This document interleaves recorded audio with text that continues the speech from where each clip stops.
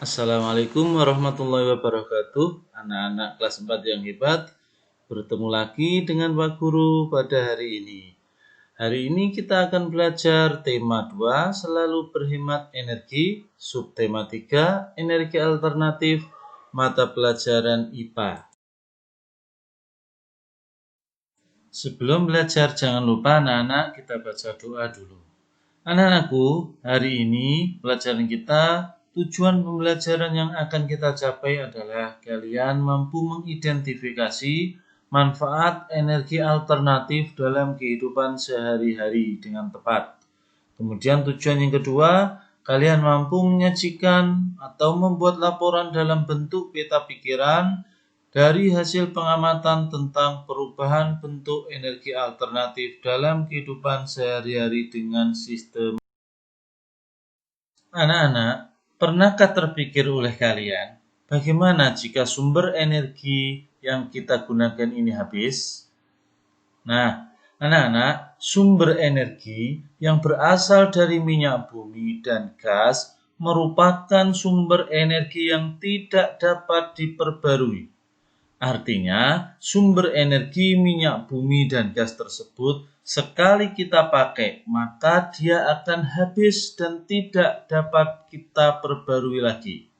Sumber energi ini, ketersediaan di bumi sangat terbatas dan suatu saat pasti akan habis.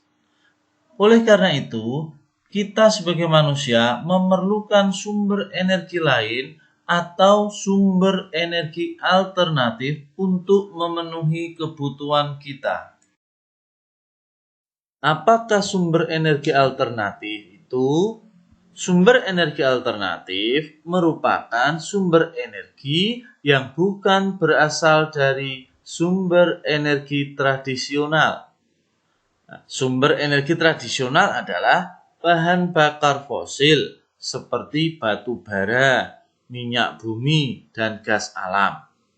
Sumber energi fosil ini, batu bara, minyak bumi, dan gas alam, untuk terbentuk membutuhkan waktu yang sangat lama, ratusan bahkan sampai jutaan tahun.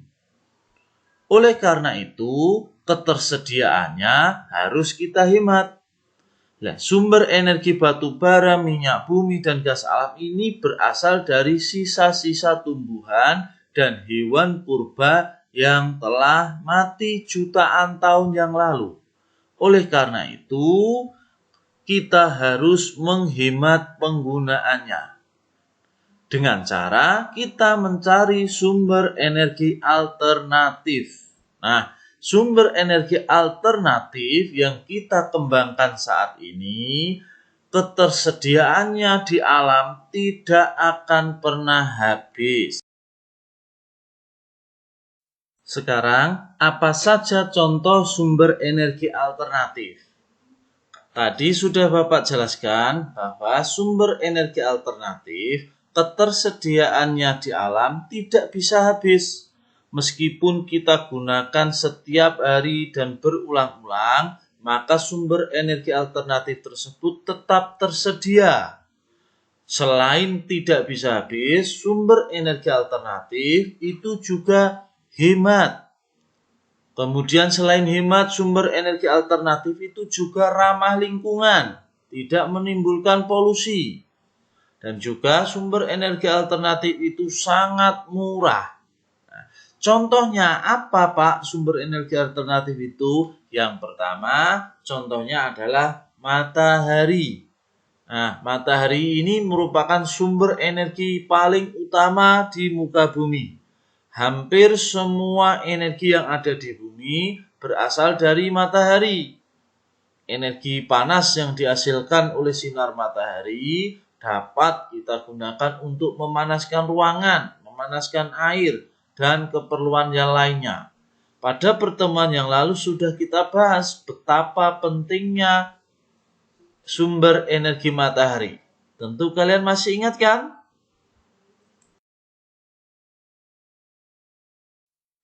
Yang kedua, contoh energi alternatif adalah angin. Angin adalah udara yang bergerak di permukaan bumi karena terjadinya tekanan udara. Angin banyak dimanfaatkan oleh para nelayan dan juga kincir angin tradisional. Pada pertemuan lalu, angin juga sudah kita bahas. Kemudian yang ketiga, sumber energi alternatif adalah air. Air yang deras merupakan sumber energi gerak. Energi itu biasanya dimanfaatkan oleh manusia sebagai pembangkit tenaga listrik. Oleh karena itu, di PLTA atau pembangkit listrik tenaga air dibuat sebuah bendungan air di tempat yang tinggi, biasanya di daerah pegunungan.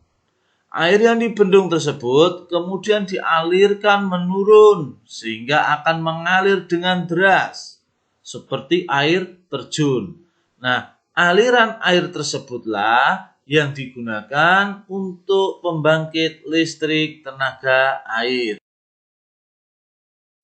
Yang keempat, energi alternatif adalah panas bumi. Energi panas bumi disebut juga dengan energi geotermal, yaitu energi yang berasal dari panas yang disimpan di bawah permukaan bumi. Pusat bumi terbentuk dari lapisan batuan yang sangat panas. Nah, hal inilah yang menunjukkan bahwa bumi merupakan sumber energi panas yang sangat besar. Kemudian, yang kelima, energi alternatif adalah gelombang laut. Kalau kita biasa menyebutnya ombak. Gelombang air laut saat memecah pantai menghasilkan banyak energi. Energi inilah yang bisa diubah menjadi energi listrik. Yang keenam, energi alternatif adalah bahan bakar bio. Bahan bakar bio merupakan energi alternatif yang berasal dari makhluk hidup, baik itu hewan maupun tumbuhan. Bahan bakar bio ada beberapa macam. Yang pertama adalah biodiesel. Apa itu biodiesel? Biodiesel adalah bahan bakar alternatif yang dapat digunakan untuk menggantikan solar. Solar ini biasanya digunakan untuk industri atau pabrik, untuk mobil-mobil besar seperti truk, bus, dan lain-lain. Nah, biodiesel dapat dibuat dari tumbuhan berbiji yang mengandung minyak, seperti bunga matahari, pohon jarak, kelapa sawit, kacang tanah, dan kedelai. Tumbuhan-tumbuhan tersebut dapat diubah menjadi biodiesel. Kemudian, bahan bakar bio yang kedua adalah bioetanol. Bioetanol adalah energi alternatif pengganti bensin atau premium.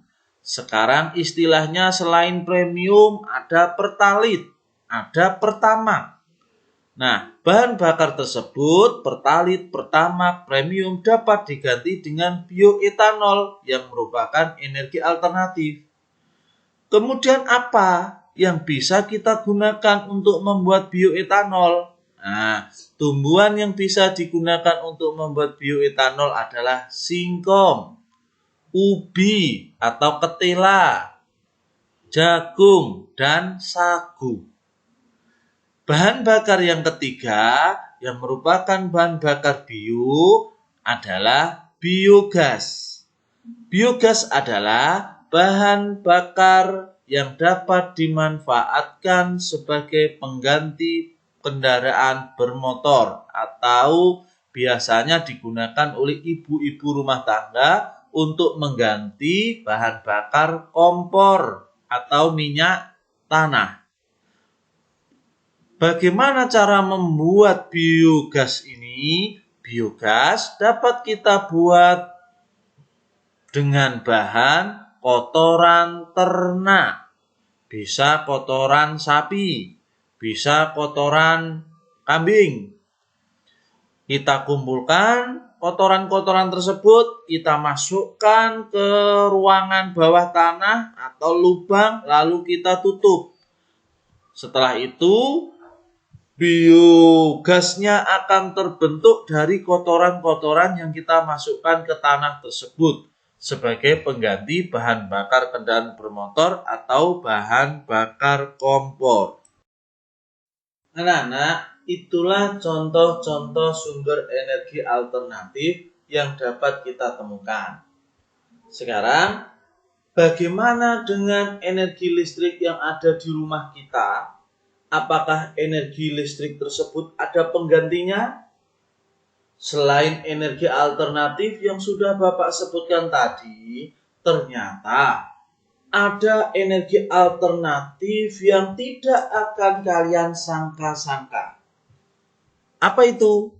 Nah, ternyata energi alternatif pengganti listrik bisa kita buat dari buah. Contohnya adalah buah jeruk, apel, dan juga kentang. Tahu kan kalian buah-buah tersebut? Atau jangan-jangan itu adalah buah kesukaan kalian. Nah, buah-buah tersebut dapat digunakan sebagai energi alternatif yang menghasilkan energi listrik. Nah, sebagai contoh, di bawah ini ada gambar pembuatan energi listrik yang memanfaatkan buah jeruk, apel, dan kentang. Bagaimana caranya? Kalian bisa mencoba percobaan ini di rumah kalian dengan meminta bantuan orang tua atau kakak kalian. Caranya adalah kalian menyiapkan 5 potong kabel atau kawat yang panjangnya kurang lebih 10 cm. Kemudian senter, penjepit buaya. Ini bisa kalian beli di toko-toko elektronik. Kemudian seng atau tembaga. Yang tembaga bisa kita ganti dengan uang logam Rp500. Setelah itu, kalian bisa mengamati gambar ini dan bisa mencoba untuk membuat energi listrik. Nah, di gambar ini ada buah jeruk, buah apel, dan buah kentang yang dihubungkan dengan kawat dan logam, kemudian penjepit buaya mampu menghidupkan lampu LED.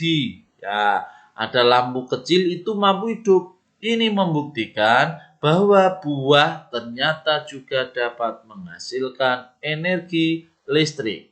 Selamat mencoba di rumah anak-anak.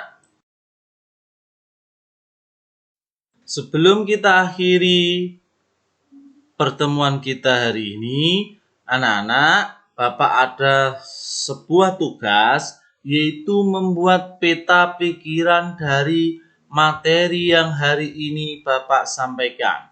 Caranya seperti contoh berikut ini.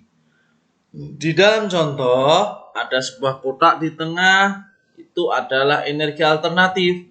Kalian sebutkan energi alternatif yang sudah Bapak sampaikan tadi apa saja. Dan juga kalian jelaskan manfaatnya apa atau bahan-bahannya juga apa.